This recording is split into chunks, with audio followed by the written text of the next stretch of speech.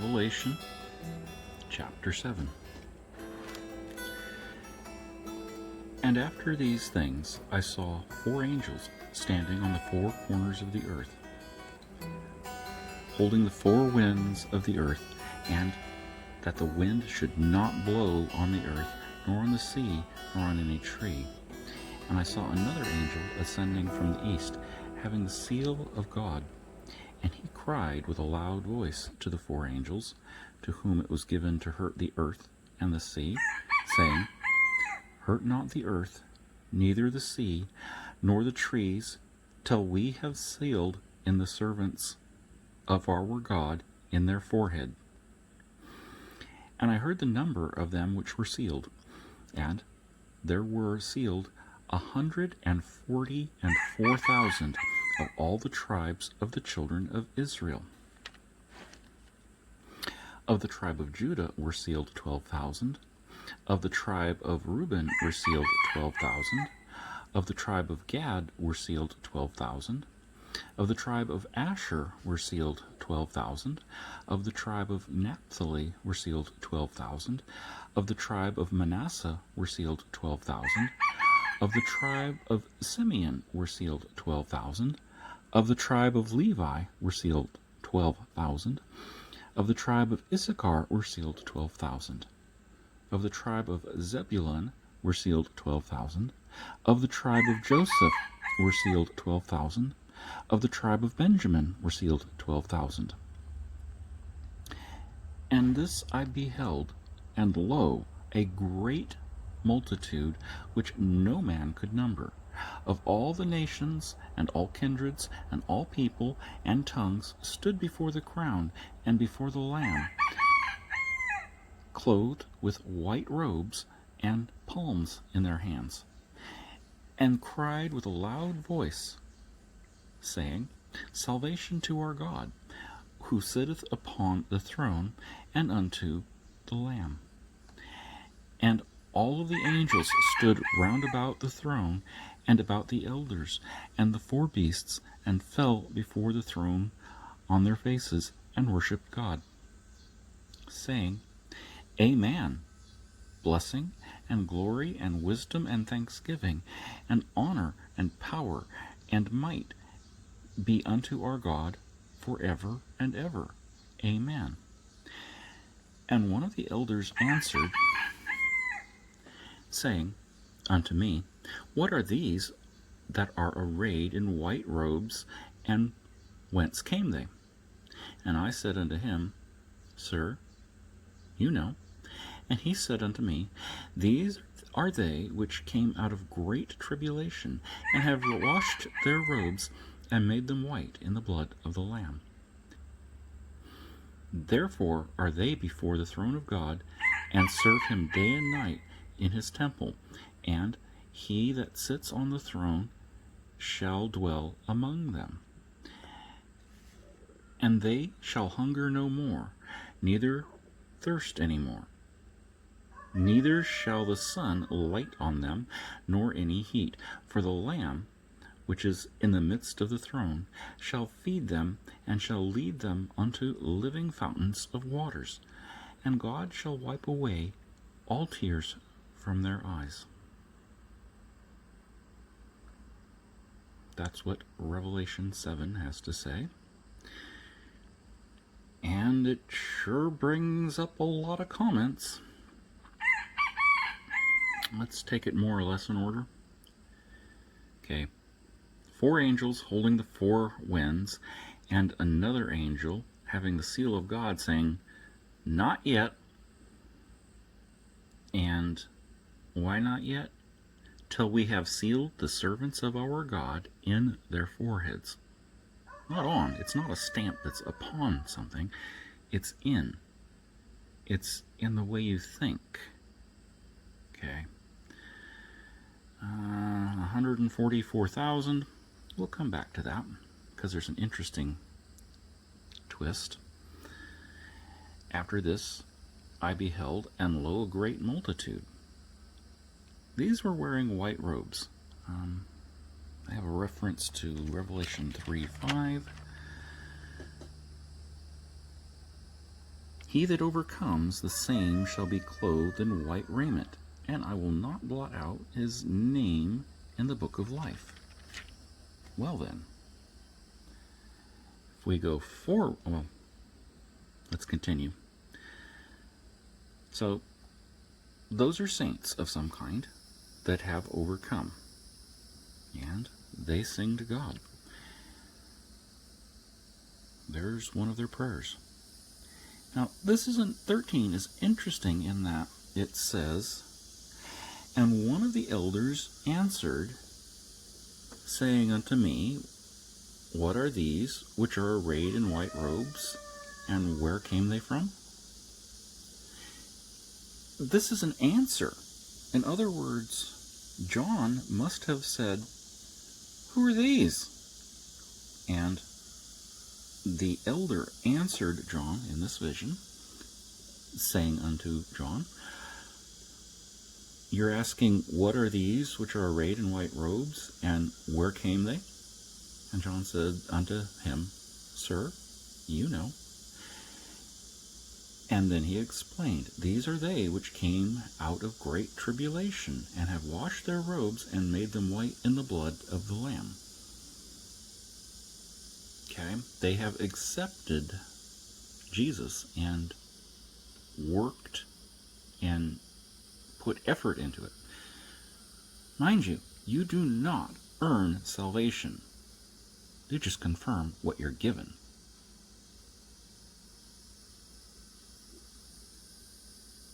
Therefore, they, before the throne, serve him day and night in his temple. That's an honor, okay? God shall wipe away every tear. These people have been pounded on, okay? This is a reward for having gone the gauntlet and survived. All right. We're going to go back to this bit. The tribes of Judah, etc. Okay? Let's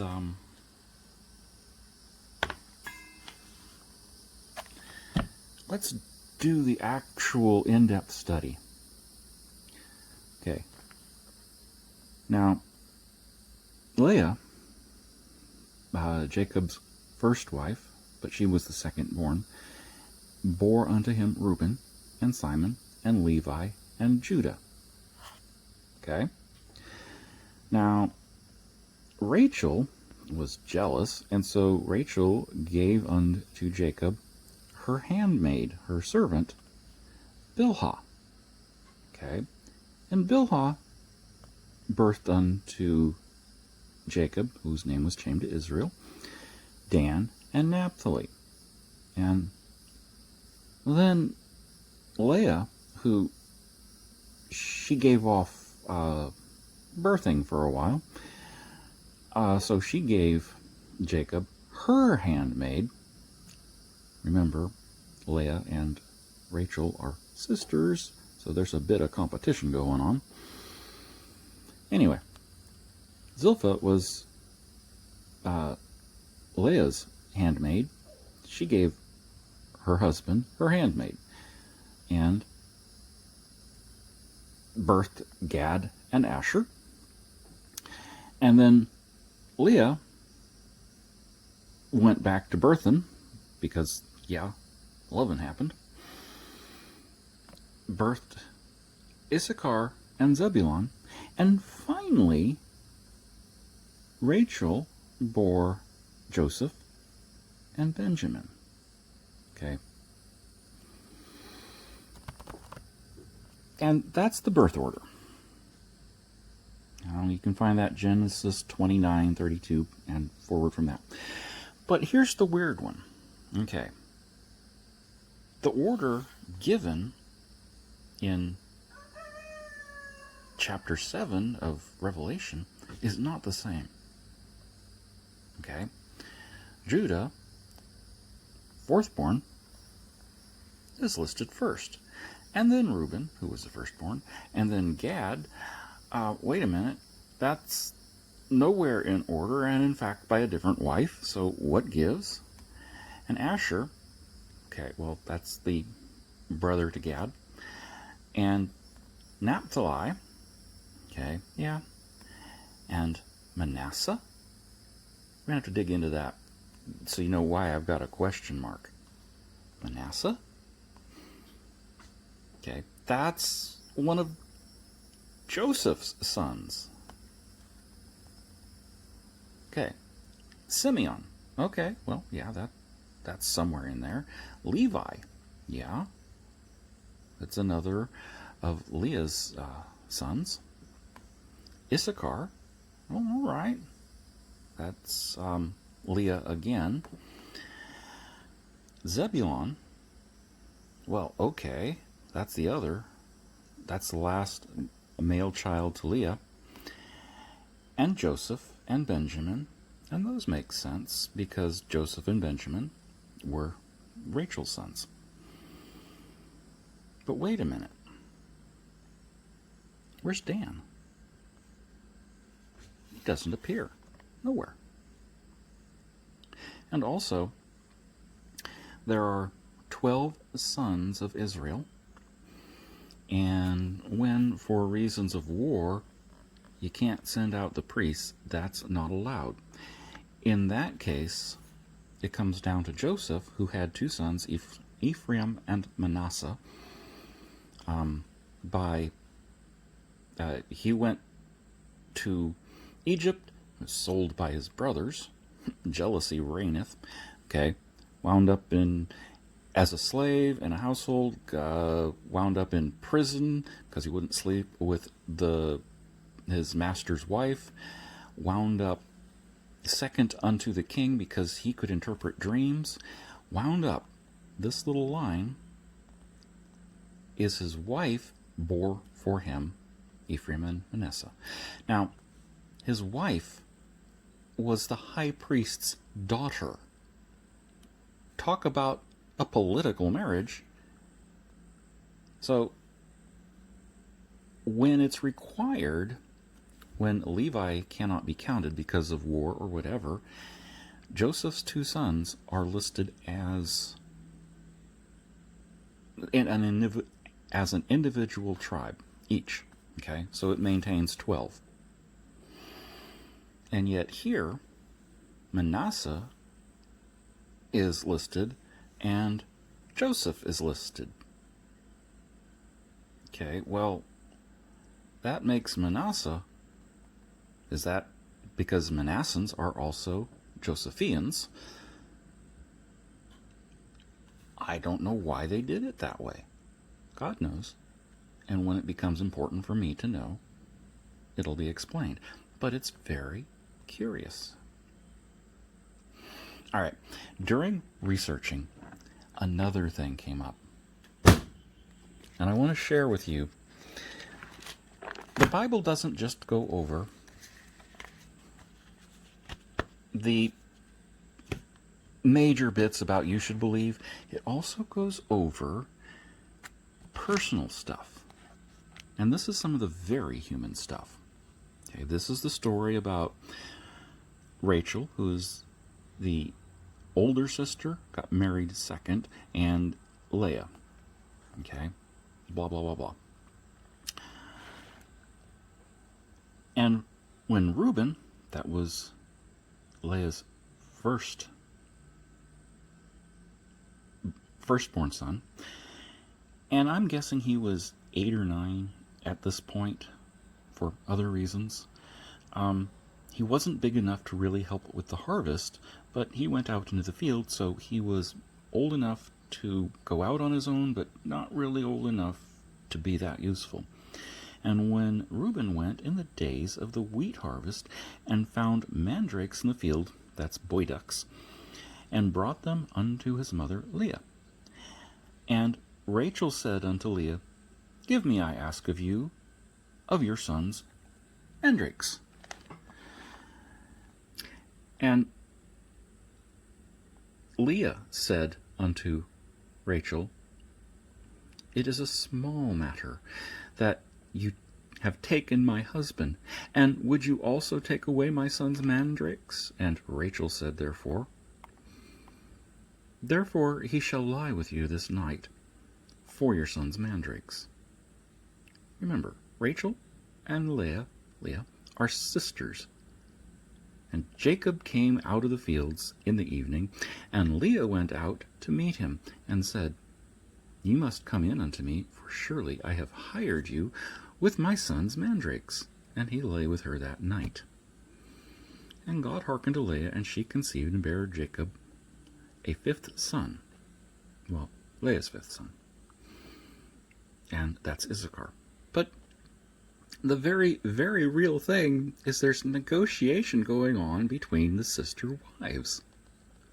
Now, my own personal feeling is the reason that Jacob stayed with Rachel.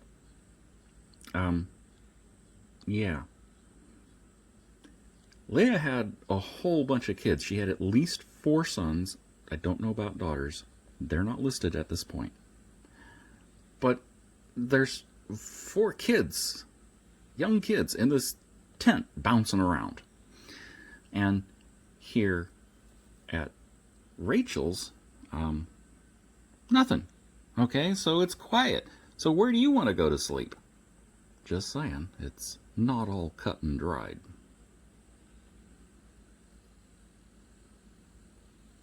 Anyway, very odd little bit of a story about polygamy, and they don't teach that in Sunday school. You can see why. And I have gone down a rabbit hole, and thank you for following along. Have a very blessed day.